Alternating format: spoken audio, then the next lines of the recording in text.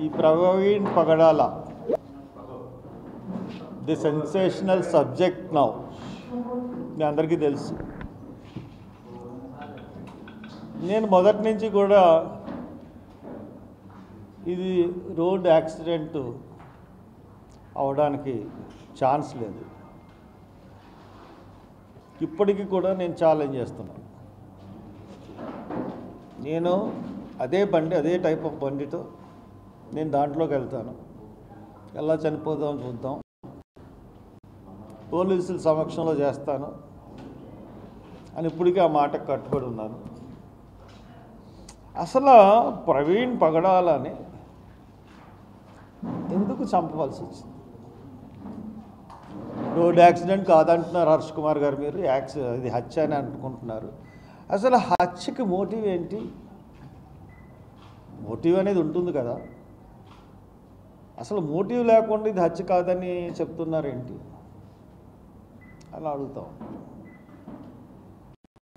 నేను చాలా క్లియర్గా ఇది హత్య కాదని ఎందుకంటున్నానంటే, పోలీసుల యొక్క ఇన్వెస్టిగేషన్ను ఫ్రమ్ ది బిగినింగ్ మొన్న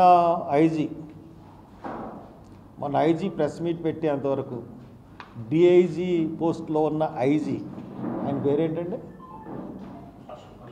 అశోక్ కుమార్ ప్రెస్ మీట్ పెట్టేంతవరకు, mister Ashok Kumar press meet పెట్టేంతవరకు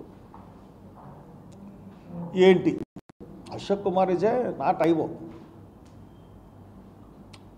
SP is not IO, not an investigations officer, but they are explaining the investigation. ఒకళ్ళు ఏమన్నా మర్చిపోతే ఇంకోళ్ళు జాగ్రత్తగా అందిస్తున్నారు. ఒక చోట చూడండి, బలహీనంగా ఉన్నాడు అని చెప్తున్నాడు ఎస్పీ, అదే ఈయన మళ్ళీ ప్రాంప్ట్ చేశారు. సరే, వాళ్ళందరూ ప్రిపేర్ అయ్యి ప్రెస్ మీట్ పెట్టారు, దెర్ ఇస్ నో ప్రాబ్లం.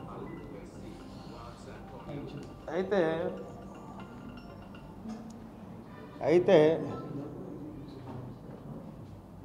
ఇప్పుడు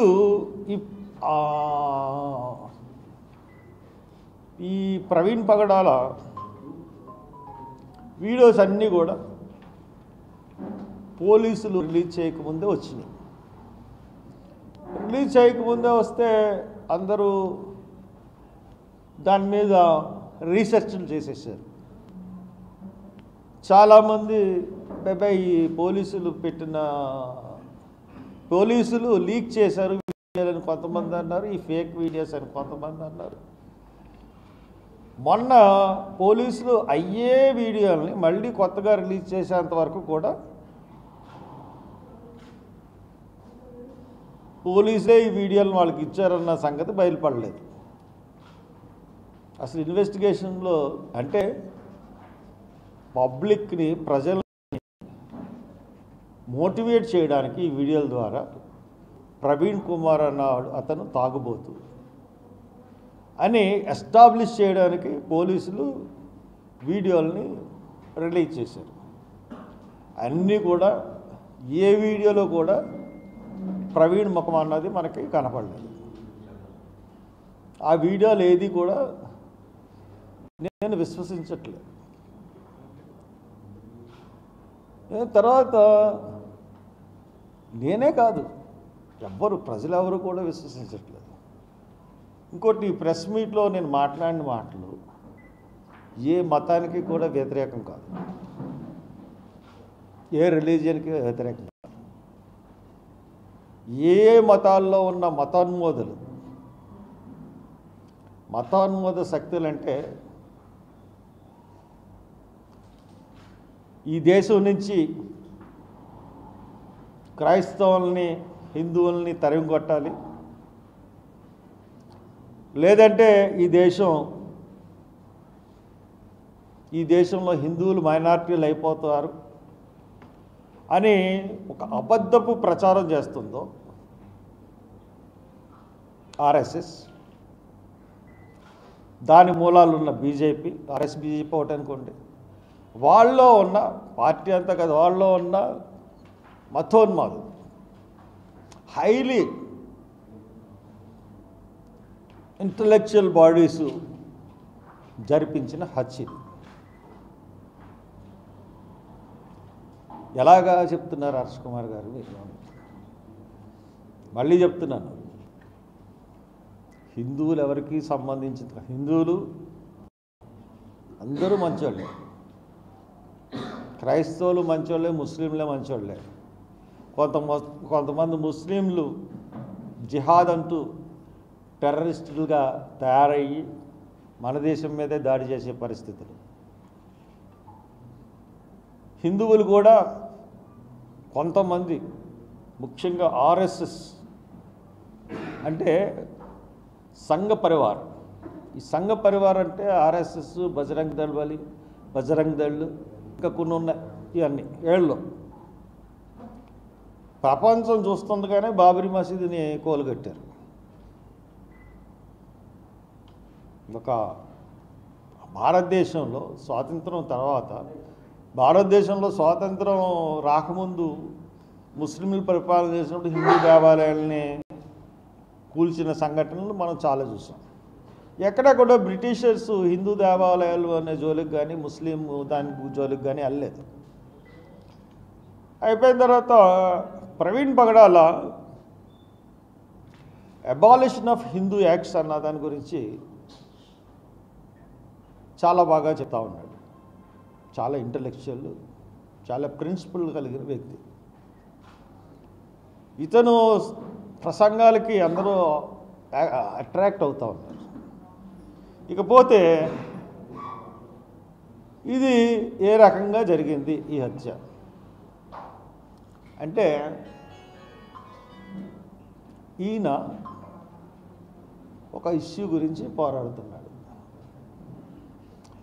ఏంటి ఆ ఇష్యూ అంటే religion of freedom.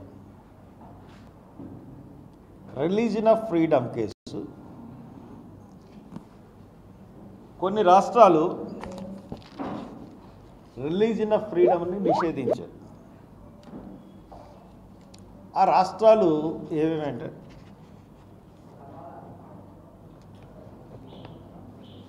Uttar Pradesh prohibition of unlawful conversion of religion ordinance 2020, Himachal Pradesh freedom of religion act 2019, Madhya Pradesh freedom of religions ordinance 2020, Uttarakhand freedom of religion act 2018.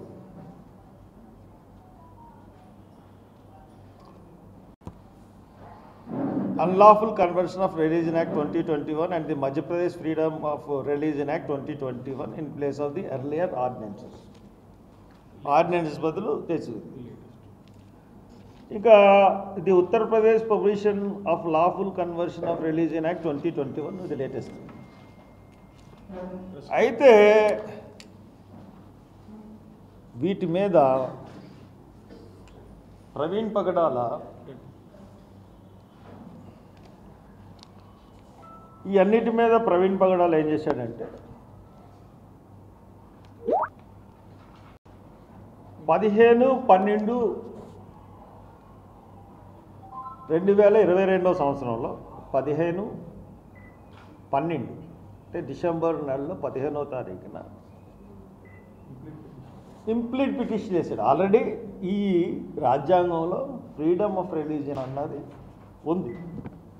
ఎవరన్నా ఏ మతం అన్నా తీసుకోవచ్చు. ఆ ఫ్రీడమ్ భారత రాజ్యాంగంలో ఉంది. భారత రాజ్యాంగంలో ఉన్న ఫ్రీడమ్ని ఈ రాష్ట్రాలన్నీ కూడా